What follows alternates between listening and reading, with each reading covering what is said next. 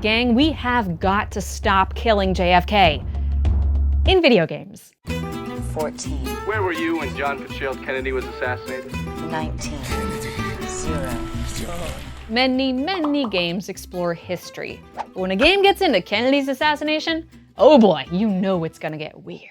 Real quick, for those of you who might be unfamiliar, President John F. Kennedy was fatally shot in 1963 while riding in a motorcade in Dallas, Texas. The assassination was shocking.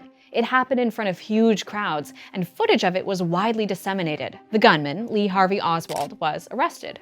2 days later, he was killed, apparently in retaliation, by a local Dallas man named Jack Ruby. These are the most basic facts I can tell you about the Kennedy assassination. Oh, but there's a lot more. Let me quickly just pull out this 888-page report that President Johnson commissioned after Kennedy's death. Oh, I got it. It's right here. Yeah, let's see. Okay, so yeah, it says that witness testimony and forensic evidence show that Lee Harvey Oswald shot Kennedy from the 6th floor of the Texas School Book Depository and that he was the sole shooter. Thanks, the Warren Commission. But here's the thing. 60 years later, the Kennedy assassination is still fodder for lots of theories. A 2012 Gallup poll showed that 8 in 10 Americans believe that Kennedy's death was part of a conspiracy. There are a lot of reasons why the Kennedy assassination still harbors such a cloud of uncertainty around it. This is Dr. Carrie Anderson. She has a PhD in American Studies from the University of Texas, Austin, where she wrote the paper, There Has to Be More to It: Diegetic Violence and the Uncertainty of President Kennedy's Death. To translate that into non-doctorate, it's all about the video games that recreate the JFK assassination and what they're doing to your brain. These reports and these stories about Kennedy's assassination are coming out in the mid to late 1960s. And this is a time when the US is mired in the Vietnam War. A few years later, we're involved in Watergate. That was, and that is, the simple truth. These scandals damaged US Americans' trust in the presidency. Then, in the mid-70s, a series of Senate hearings revealed the US intelligence community's many transgressions, like the CIA's supervillainous MK-Ultra mind control experiments, and the assassinations of foreign politicians, and the FBI spying on civil rights leaders, and the NSA intercepting Americans' private correspondence. So, over time, trust in the government and trust in stories and the official narratives that the government shares starts to get chipped away. Faith in the government was at rock bottom, and the Kennedy assassination was very fresh. According to that Gallup poll, the 1970s is when belief in the official Kennedy narrative started to decline. Which is so funky, right? Because the Kennedy assassination is the first presidential assassination that we got on video. Kennedy's death was captured in the famous Zapruder film, a home movie by Dallas resident Abraham Zapruder, who was watching the motorcade that day. So we know what happened. But it in fact allows more questions. It allows us to really investigate, okay, we see the bullet came at this angle. Was that actually feasible given the timelines that we have? This is the key shot. The president going back and to his left, back and to the left. Say that again. Back and to the left. What are you saying? That the spit could not have come from behind. That there had to have been a second spitter. So it's interesting and somewhat paradoxical that the existence of this footage is in fact a way to open the narratives up and really kind of create a space for alternative storytelling. This is exactly the phenomenon that drew Dr. Anderson's attention to video games, because they're also creating alternate histories. Can video games help us understand what really happened? Scare quotes, where history is contested. And what are the risks and benefits of approaching games in that way? In her paper, she looked at 2 games which take very different approaches to the Kennedy assassination.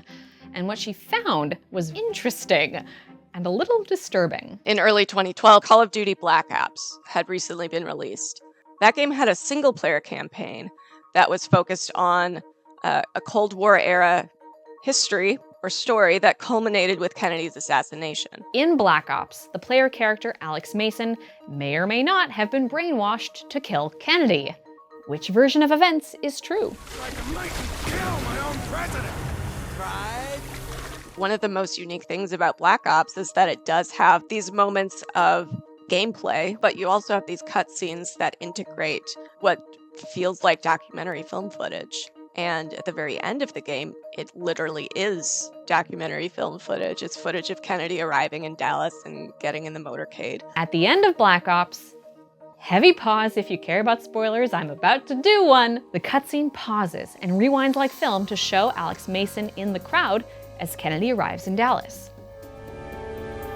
The final juicy twist is, oh yeah, you did it after all. Part of the reason that the game originally puts that documentary footage in is to communicate this really happened. But what you gradually learn over the course of the game is the protagonist's memories cannot be trusted one bit. So by putting a video game character into the documentary footage, you again kind of chip away at this notion that like filmed reality is reality, or that it is possible to capture reality and not question it through film. And question it is exactly what some players did.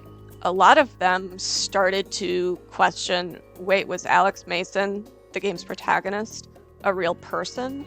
Was he actually the one who killed Kennedy?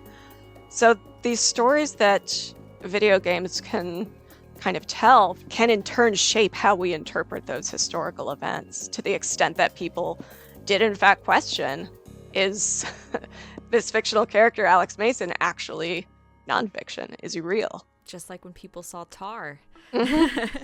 Exactly. Dr. Anderson was looking at forum comments to see people's reactions to the Mason twist. That stuck out to me when I was reading her paper, and it was one of the things that I most wanted to get her opinion on, because I've been on the internet a long time, and I know how likely it is for people to exaggerate or lie or simply post through a thick layer of irony. Did people actually believe that Mason might be real, or were they just shitposting? What I was looking for was general trends. So if one person said something about their interpretation of a game, okay, that means something. But you start to see more and more and more of these stories, and you start to think, well, maybe this is more than just an isolated incident. I do think that's a valid way of looking at commentary online, and it's strengthened by a concept called prosthetic memory, which was coined by the scholar Alison Landsberg. Prosthetic memories are essentially a belief in the past that's generated through our experience of consuming media. A really simplified example of this might be the mass cultural hallucination of the stereotypical pirate with a peg leg and an eye patch. That's not a real thing. But until you learn that, you might have that as a historical reality in your mind because you saw it in Muppet Treasure Island, and Tim Curry is so sexy, and you don't have anything to replace it with. And nothing could ever replace Tim Curry anyway, so why would you even bother?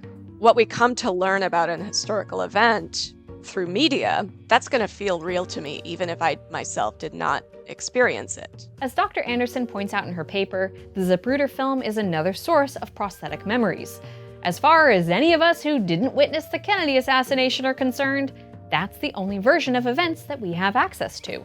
And it's a version that people have dissected for clues for over half a century. Finding patterns is one thing that human beings are particularly good at, and once you start connecting dots, it's hard to stop. A notable recent example is the online sleuthing obsession that happened after the murder of 4 Idaho University students in November of 2022.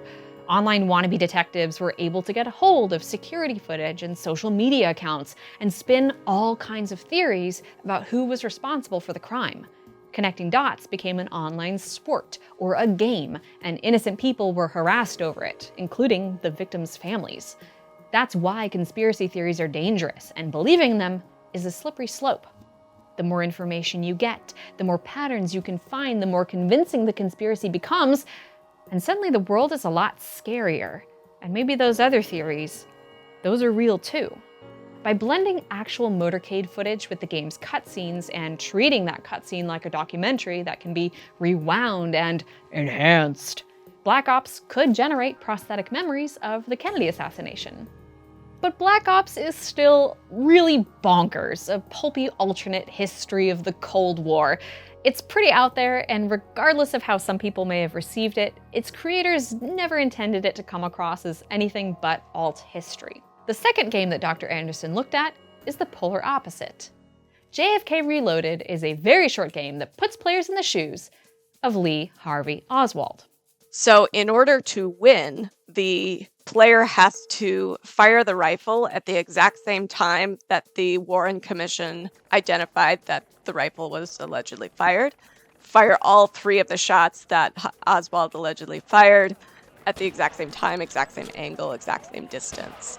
JFK Reloaded creator Kirk Ewing's intention was to validate the findings of the Warren Commission. It was possible for a single shooter to fire these shots from this location and achieve this result. But what ends up happening, because it's so short, you either get players who try again and again to recreate the assassination, potentially getting closer to it, potentially getting farther away from it, but you sort of get the accrual of like, man, this is really hard. Was this even possible?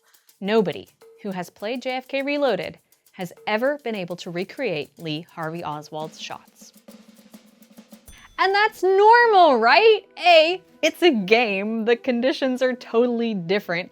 B, if I resurrected Lee Harvey Oswald and put him in the book depository, I don't think he'd be able to recreate his shots to the second at the exact same angles because he was a human being and not a JFK assassinating robot, despite what conspiracies might tell you. Like, we don't know what Oswald was thinking when he shot Kennedy, but it probably wasn't, okay, I have to wait approximately 2 seconds for the motorcade around the corner and then hit X, and I know Kennedy's hitbox on his big head is a little bigger than the character model, so I think I can get it. No, stop it. But the ironic effect of the game's strict parameters is that it made people ask questions. Wasn't this really difficult? Why did he fire here instead of here? Wouldn't it make more sense if... So it, in effect, just ends up raising all of these other alternative possibilities rather than actually closing down the story. Because JFK Reloaded is basically a time loop sandbox chaos machine, and players love to find ways to break the rules, they got silly with it. They challenged themselves to crash as many cars as possible or kill as many people as possible. The repetitive nature of the game means it's not a big deal to try again and again and again. To be clear, I don't think it's bad to mess around with how many ragdolls you can make in a video game.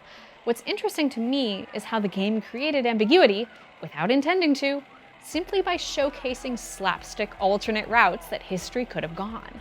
And ultimately, what Dr. Anderson's work showed was that it doesn't matter whether players have control or don't.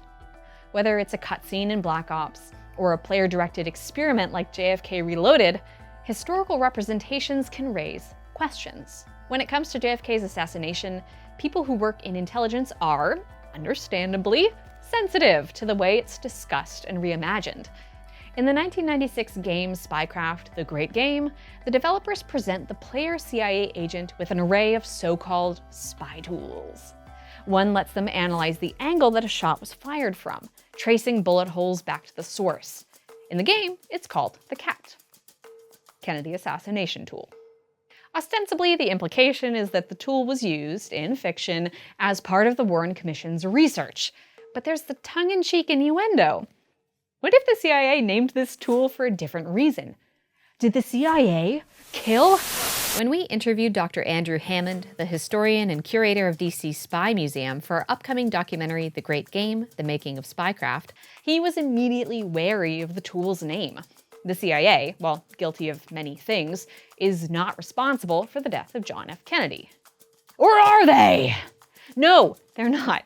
It's a conspiracy, damn it! I mean, I think this brings up a bigger question about popular culture and espionage. For many people that come to these things, they're not necessarily parsing through each scenario and thinking, well, what did the authors of the game actually mean here? They may take 2 and 2 and come to 6. So because this is YouTube, I should probably come out hard with an answer on whether or not presenting alternate histories in games is good or bad. Unfortunately for you, even Dr. Anderson agrees the reality is a little more complicated. I think a lot of the excitement that I have about video games being a source for historical stories and narratives is, in the past, a lot of orthodox and accepted and official narratives really privileged kind of those in power. So when you create a medium or when you use a medium that creates that possibility for alternative stories, You also create a space for hearing about underrepresented or disenfranchised or disempowered stories. What I think about when I hear this is how many people assume that being transgender is a modern fad and don't know that in the 1770s, the Chevalier d'Eon retired from being a French spy but continued to live as a woman. The only reason why d'Eon is wearing women's clothes is because d'Eon is choosing to. And everyone was kind of like, you're eccentric. But okay. The Chevalier d'Eon does appear in a game as a kind of jokey side character in Assassin's Creed Unity. I also think about Joseph Boulogne, the Chevalier de Saint-Georges. Sorry that I included so many French people in this script. He was a famous and virtuosic black violinist living in Marie Antoinette's France. He's the subject of the upcoming movie Chevalier, which has led to some bigoted idiots whining about historical accuracy despite the fact that he was a real guy. But I didn't know that either. I'd never seen his story before. There's always going to be something to analyze. There's always going to be something to learn more about and to understand. There are some inherent risks with that and some challenges with that because, how do we come together as a group and kind of align on what happened or align on the story? But from like an analytical perspective, it's quite fascinating to think about stories and counterfactuals that exist beyond what we've kind of been told is the true story. Video games are an incredible tool for exploring alternate histories. We experience that when we make split-second story choices, or when we replay an RPG to fix our mistakes. And they're an incredible tool for exploring real history. Whatever that means. Like all media, they have the power to shape the way that we see the world. And that's something we should all be aware of next time we load up our guns and take aim at John F. Kennedy's big melon head.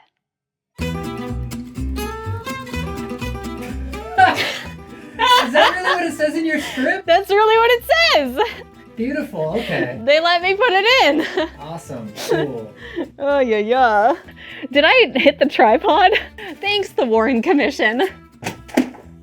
Tell me what we're gonna stop doing to JFK. Shooting him.